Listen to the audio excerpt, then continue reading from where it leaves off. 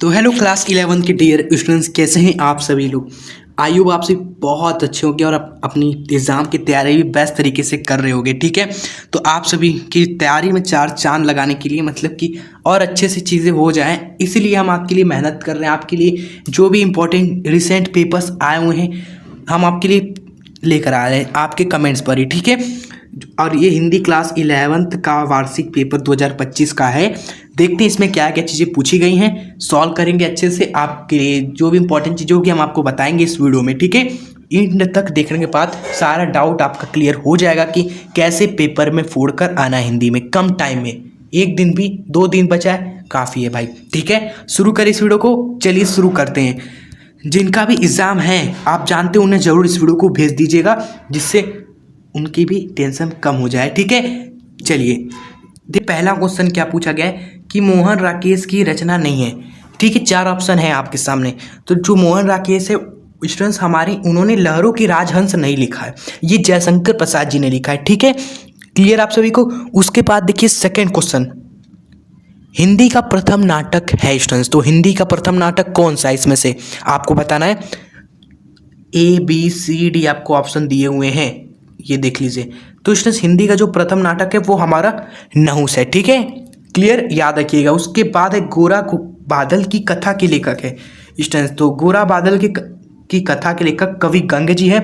And उसके बाद है हमारा अशोक के फूल की रचना है स्टूडेंट्स, नहीं, अशोक के फूल किस विधा की रचना है, तो अशोक के फूल आपकी स्टूडेंट्स निबंध विधा की रचना है। ठीक है, चलिए उसके बाद है हमारा नेक्स्ट वीर गाथा काल के कवि है। तो स्टूडेंट्स वीर गाथा काल के कवि हमारे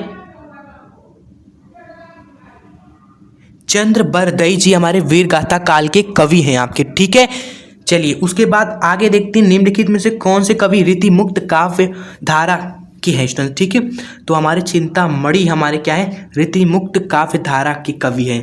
क्लियर। उसके बाद हमारा नेक्स्ट है कि छायावाद की विशेषता क्या है, प्रमुख वो भी। ठीक है, देखिए जो आपका श्रृंगार भावना है ना, ये रीतिकाल की विशेषता है, और छायावाद की विशेषता हो गई सौंदर्य एवं प्रेम। ठीक है, याद रहे। उसके बाद है मैथिली शरण गुप्त की रचना स्टूडेंट्स। ठीक है, ये बताइए तो जरा। तो मैथिली शरण गुप्त की रचना सभी को पता होनी चाहिए, ये साकेत। ठीक है, चलिए उसके बाद हमारा है लाल रंग का गोलाकार संकेत होते हैं। ठीक है, ये होते हैं आदेश सात्मक। ठीक है, उसके बाद है हमारा आखिरी MCQ कि हमें सड़क पर अपनी लेन किस ओर चलना चाहिए। ठीक है, हमें सड़क पर अपनी लेन में किस ओर चलना चाहिए, दाई ओर, बाई ओर, बीच में, ऊपर की ओर। ठीक है, तो इसका राइट आंसर हो जाएगा दाई ओर। उसके बाद आपके 10 नंबर के क्या होते हैं, गद्यांश होते हैं। और टेंशन मत लीजिए, आपको एक नहीं अथवा में रहेगा 1 2 स्टूडेंट्स, 2 में से आपको एक करना है गद्यांश। क्लियर, 5 सवाल रहेंगे। उसके बाद आप देखेंगे पक्यांश पूछे रहेंगे अथवा में 2 1 आपको करना है। आपके रहेगा लेखक, उसमें से आपको एक लेखक का जीवन परिचय, साहित्यिक परिचय, कृतियाँ लिखनी है। उसके बाद कवि भी रहेगा, आपको कवि में भी सेम उसी तरह चीज़ें रहेंगी। ठीक है, उसके बाद आपका कहानी रहेगा। देखिए यहाँ पर प्रायश्चित और आकाशदीप पूछा गया है। ठीक है, जो भी आपको आता है उस कहानी का सारांश लिखना है। उसके बाद आपका नाटक दिया हुआ है, नाटक आप जिला अनुसार पढ़ेंगे और वही आपको लिखना है। 100% जो भी नाटक है जिला के अनुसार वही पढ़िए, वही आएगा आपके पेपर में। 5 नंबर ऐसे ही फिक्स है। उसके बाद देखेंगे आपका खत्म होता है, संस्कृत खंड शुरू होता है। उसके पहले हम आपको एक चीज़ बताना चाहते हैं स्टूडेंट्स, सारा चीज़ आपका क्लियर हो जाएगा डाउट। हमने क्या किया था, क्लास 11th हिंदी का पूरा पोस्टमार्टम किया था, हर एक चीज़ उसमें बताया था, चाहे वो गद्यांश हो, पद्यांश हो, कवि हो, लेखक हो, संस्कृत हो, व्याकरण हो, ठीक है, निबंध हो, कहानी हो, नाटक हो, हर एक चीज़ हमने अच्छे से पूरे पोस्टमार्टम वीडियो में बताया था। ठीक है, बोर्ड पर वो भी, तो आप उस वीडियो को देख लीजिएगा ज़रूर। इस वीडियो के बाद सारा डाउट आपका क्लियर हो जाएगा। एग्ज़ाम से पहले आप अगर आप वो देख लेते हो तो सारी चीज़ें आपको क्लियर हो जाएंगी कि पेपर में जाने से पहले क्या क्या जरूर से हमें पढ़ लेना है। ठीक है, वैसे बहुत सारे स्टूडेंट्स के कमेंट पर ही हमने वो वीडियो लेकर आई थी। ठीक है, पूरा रोड मैप समझ लीजिए एक तरीके से। हमने गद्यांश वगैरह देखिए, एक संस्कृत का गद्यांश में 2 है, आप किसी एक का संदर्भ सहित हिंदी में अनुवाद करना है। ठीक है, और इस तरह का आपके पद्यांश देखिए यहाँ पूछे गए हैं, 2 है लेकिन एक ही का आपको संदर्भ सहित हिंदी में अनुवाद करना है। ठीक है, एंड उसके बाद आपका स्टूडेंट्स देखिए पूछा गया मुहावरा, ठीक है। मुहावरे में आपको किसके एक करना है, 4 रहेगा आपके सामने, ठीक है। आसमान टूट पड़ना, इसी को कर लीजिए कि भाई भारी मुसीबत आ पड़ना, भारी संकट आ जाना, बहुत बड़ा संकट आ जाना।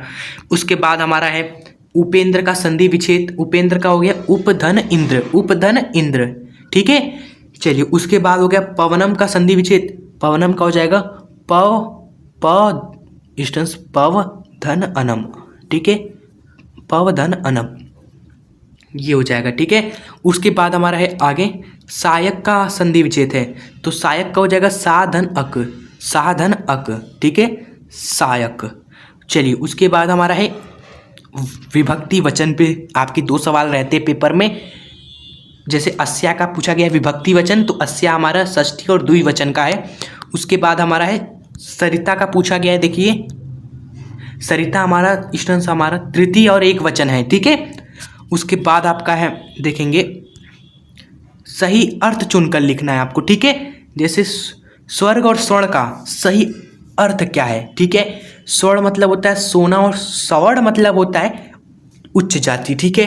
तो स्टूडेंट्स आपका ये हो जाएगा सही, ठीक है। उसके बाद है जलद और जल्दी, देखिए जलद मतलब होता है बादल और जल्दी मतलब समुद्र, तो बादल और समुद्र हो जाएगा, ठीक है। चलिए ये भी हो गया हमारा। आगे देखते हैं, आगे आपका आ गया एक शब्द के 2 अर्थ लिखना है, किसी भी 2 शब्दों के 2 अर्थ आपको लिखना है, ठीक है। क्लियर स्टूडेंट्स, जैसे हो गया बादल, बादल तो सभी जानते हैं, नीरद हो गया, जलद हो गया, ठीक है। उसमें उसका हो गया इस तरह एक निशाचर जो भाई रात्रि में हमारे चलते हैं उनको क्या बोलते हैं, निशाचर बोलते हैं। उसका आप 2 अर्थ लिख दीजिए, ठीक है। जो भी आपको आता हो इसमें से आपको करना है। उसके बाद है आपका 2 वाक्य के लिए एक एक उचित शब्द लिखना है, ठीक है।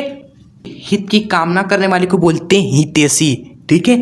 और जिसे बुलाया ना गया उसको बोलते हैं आमंत्रित, मतलब कि उसे बुलाया नहीं गया है, आमंत्रित, ठीक है, आमंत्रित, याद रखिएगा। चलिए उसके बाद हमारा है 2 वाक्य को शुद्ध करना है, ठीक है। थाली में 4 कटोरी है, ठीक है, इसको शुद्ध करिए अगर शुद्ध करने लायक है तो।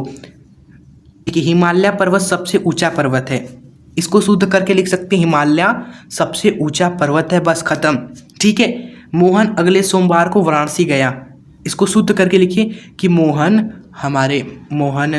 अगले सोमवार को वाराणसी गया, तो ये तो शुद्ध हमें लग रहा है। उसके बाद यह दूसरा देखते हैं, यह कविता कबीर ने लिखा है, ठीक है, यह कविता कबीर द्वारा लिखा गया है। इस तरीके से आप शुद्ध करके लिख सकते हो। 2 ही करना था, 2 आप आराम से कर लेंगे। उसके बाद हमारा वही है रच छंद अलंकार, जो कि हर एक पेपर में सेम टू सेम आते रहते हैं।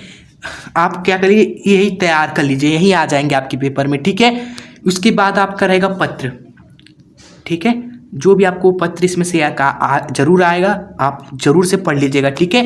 एक बैंक ऋण वाला भी पत्र आता है कि बैंक से ऋण चाहिए, पत्र लिखिए, तो वो भी तैयार कर लीजिएगा। मोहल्ले में गंदगी है उसके लिए पत्र लिखिए, तो वो भी जरूरी है, ठीक है। ये सब हमने बताया हुआ है पोस्टमार्टम वीडियो में, ठीक है।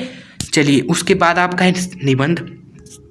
तो निबंध आप देख लीजिए, आपको जो भी निबंध आता हो उस पर हेडिंग बनाकर 5 हेडिंग, पहले प्रस्तावना, उसके बाद आप सभी 3 हेडिंग कुछ भी बना दीजिएगा, प्रभाव, उसके विशेषता, उसके लाभ हानि, ठीक है। उसके बाद आखिरी हेडिंग याद रखिए उपसंहार, कि पूरा कंक्लूजन क्या हुआ, ठीक है, अच्छा बुरा सब कंक्लूजन कर दीजिए लास्ट में, ठीक है स्टूडेंट्स। ये आप याद रखिएगा, भले ही आप निबंध ना पढ़ो लेकिन ये चीज़ याद रखना, ठीक है, हेडिंग रहना चाहिए। भले ही अंदर में आप सभी कुछ भी लिख दीजिए उस टॉपिक से संबंधित, लेकिन हेडिंग बेस्ट बना के ही आइएगा पेपर में, ठीक है। कोई भी निबंध लिखिए आप सभी।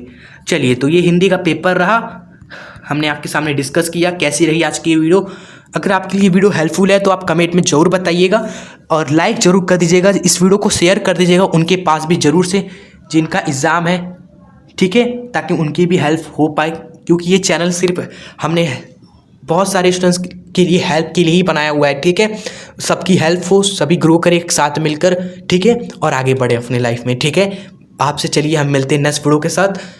आप सभी एग्जाम में और लाइफ में दोनों जगह मचा कर आइएगा, ठीक है। तब तक के लिए जय हिंद, वंदे मातरम।